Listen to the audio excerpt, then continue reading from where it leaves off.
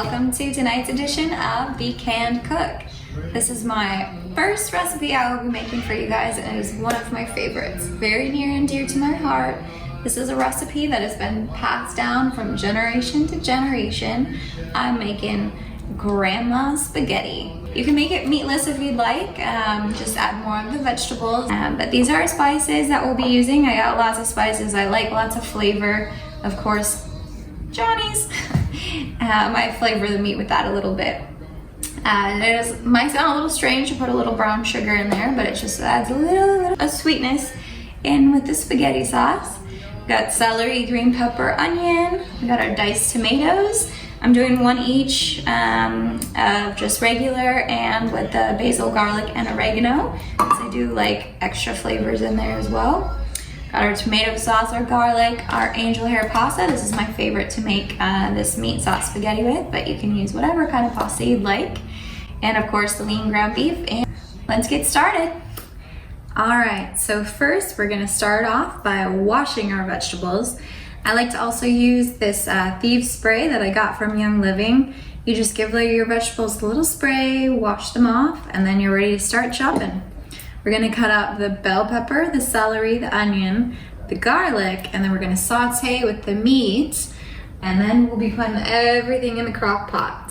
We'll let that simmer for about 4 hours, and then we'll be good to go. Let's get started.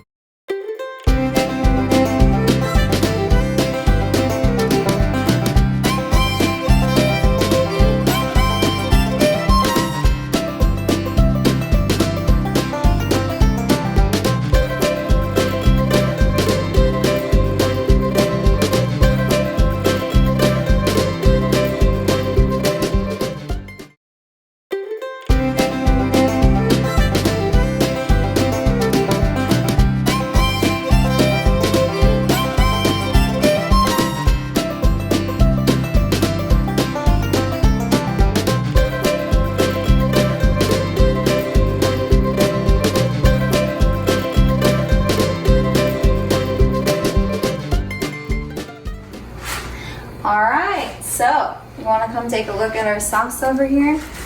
Can you smell that? Oh, delicious! Okay, so the sauce is ready. I'm gonna start the pasta noodles, and I just put a bunch of Johnny's in the water.